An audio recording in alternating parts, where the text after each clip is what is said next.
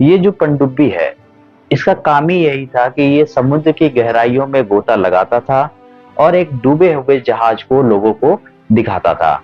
लेकिन जैसे इसने समुद्र की गहराइयों में गोता लगाया, ये खुद डूब गया। अब देखिए, ये समुद्र की सतह से 4000 मीटर यानी 4 किलोमीटर गहराई तक जाता था। मतलब 120 मंजिल इमारत की जितनी ऊंचाई होती है, उतनी गहराई तक समुद्र में गोता लगाता था। अपने साथ 4-5 लोगों को ले जाता था, 5 लोगों को ले जाता था। इस बार उसने 5 लोगों को ले गया और टाइटैनिक जहाज, जो कि शताब्दियों पहले जो है वो डूब गया था, उसको दिखाने का यानी उसके टूरिज्म का काम करता था। लोगों को उसको दिखाता था कि जो टाइटैनिक जहाज है वो ऐसा दिखता था और इस तरीके से डूब गया। लेकिन न जाने क्या हुआ कि जो ये पनडुब्बी था, ये भी जो है डूब गया और जो 5 लोग थे उनकी दुखद मृत्यु हो गई।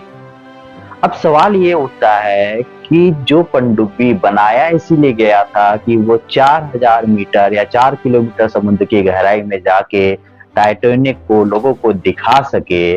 और ऐसा नहीं कि उसने ये पहली बार काम किया था, इससे पहले भी वो कई बार ऐसा काम कर चुका था, ऐसा कारनामा कर चुका था।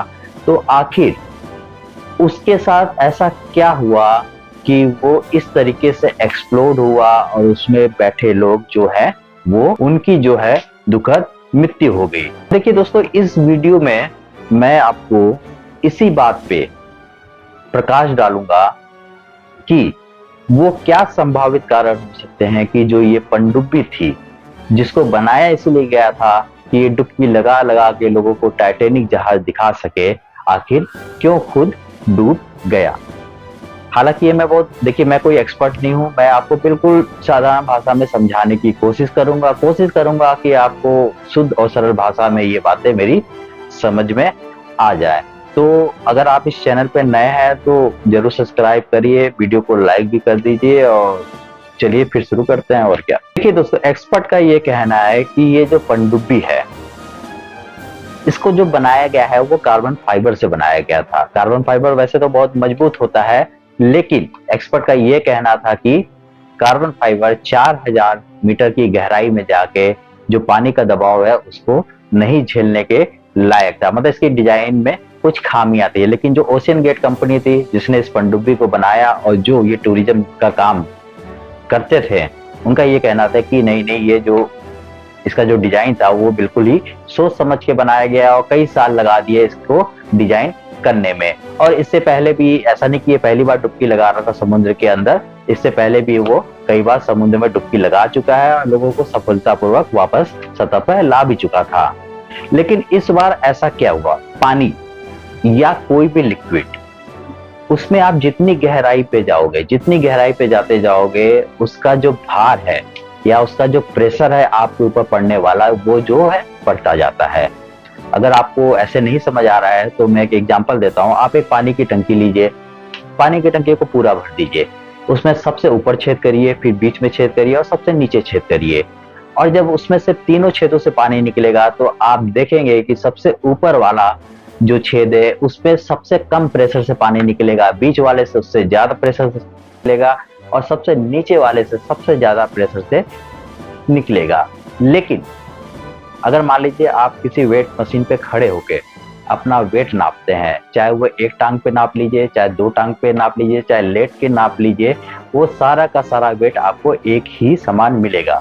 लेकिन चाहे कोई भी लिक्विड हो, पानी हो या कोई भी लिक्विड हो, लिक्विड की ये खासियत होती है कि जैसे जैसे उसकी गहराई बढ़ती जाती है तो किसी वस्तु पे उसके द्वारा पड़ने वाला प्रेशर जो है गहराई के प्रोपोर्शनल बढ़ता जाता है। मतलब जो प्रेशर उस लिक्विड द्वारा वस्तु पे पड़ता है वो गहराई के साथ साथ बढ़ता जाता है। इसको कहते हैं हाइड्रोस्टेटिक प्रेशर। आप कुछ इस तरीके से भी समझ सकते हैं कि जैसे आपने देखा होगा कि कृष्ण जन्माष्टमी में आपको मटका तोड़ने के लिए मानव श्रृंखला बनाई जाती है, तो उसमें जो सबसे नीचे वाला बंदा होता है उस पर सबसे ज्यादा प्रेशर होता है, जो उसके ऊपर वाला होता है उस पर कम होता है, जो सबसे ऊपर वाला होता है उस पर सबसे कम जो है वो दबाव देखने को मिलता है। या फिर मैंने आपको जो टंकी का एग्जांपल दिया कि सबसे गहराई में आपको सबसे ज्यादा प्रेशर मिलेगा, बीच में आपको कम प्रेशर मिलेगा और सबसे ऊपर आपको सबसे कम प्रेशर देखने को मिलेगा।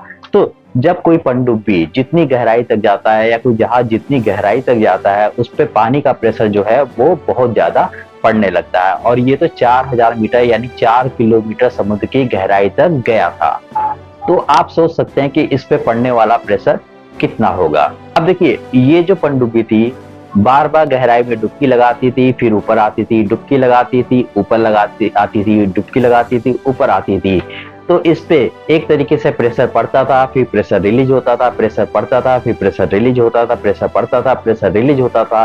तो मेरा ये मानना है कि इसके किसी न किसी स्ट्रक्चर में जरूर आपको कोई फैटिग या मेटल फैटिग या क्रैक देखने को मिला होगा, जो कि हो सकता है किसी कोई जो है उसको पकड़ ना पाया हो, या इतना वो माइनर क्रैक हो कि वो देखने में ना आया हो, लेकिन एक टाइम के बाद वही इसका कारण हुआ स्ट्रक्चर फेलियर का। कई हवाई जहाज एरोप्लेन भी है जो वो जब टेक ऑफ या लैंडिंग करते हैं तो उनके बॉडी के ऊपर जो प्रेशर पड़ता है वो कम या ज्यादा होता रहता है, और उसकी वजह से मेटल फैटिग होता है, यानी मेटल में ऐसे सूक्ष्म जो क्रैक पड़ जाते हैं जो कि आंखों से नहीं दिख पाते हैं, लेकिन अंत में वही मेटल फैटिग जो है कई एयरप्लेन्स की दुर्घटना का कारण बना है। अगर आपने एयरप्लेन इन्वेस्टिगेशन रिपोर्ट से देखी है तो आपको देखने को मिलेगा कि कई ऐसे एरोप्लेन जो हैं उनके स्ट्रक्चर फेल हो गए हैं, बीच हवा में वो टूट गए हैं मेटल फैटिग की वजह से। तो हो सकता है मेटल फैटिग एक इसका रीजन रहा हो कि इसके स्ट्रक्चर को उसने एक तरीके से फेल कर दिया। देखिए दोस्तों, अब बात करते हैं कि उस पनडुब्बी में जो लोग थे, क्या उनको पता चला होगा या उन्होंने कितना दर्द सहा होगा जब उनके साथ ये हादसा हुआ। देखिए दोस्तों, हमारी आंखें जो है वो 13 मिलीसेकेंड का टाइम लेती हैं किसी वस्तु को देखने में। मतलब 13 मिलीसेकेंड का मतलब ये हो गया कि आप किसी वस्तु को देखते हो तो रेटिना से होते हुए आपके दिमाग तक उस वस्तु की इमेज बनने में 13 मिलीसेकेंड का टाइम लगता है। और अगर आपको कहीं चोट लग जाती है तो उस चोट का सिग्नल आपके दिमाग तक जाने में 100 मिलीसेकेंड का टाइम लगता है।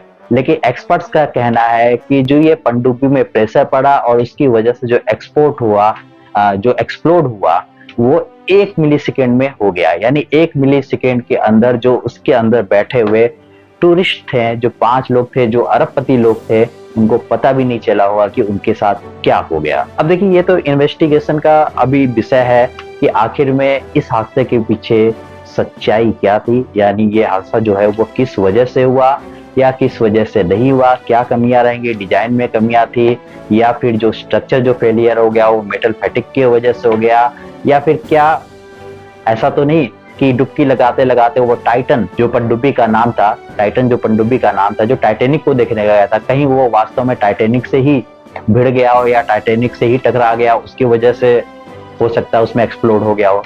तो ये सब इन्वेस्टिगेशन का विषय है, लेकिन मुझे जहां तक लगता है कि ये मेटल फैटिग इसका रीजन रहा होगा। बार बार ऊपर नीचे डुबकी लगाना, फिर ऊपर आना, डुबकी लगाना, ऊपर आना, उसकी वजह से हो सकता है इसका स्ट्रक्चर जो है वो कमजोर हो गया हो, उसके वजह से ये समुद्र की गहराइयों में एक तरीके से एक्सप्लोड हो गया।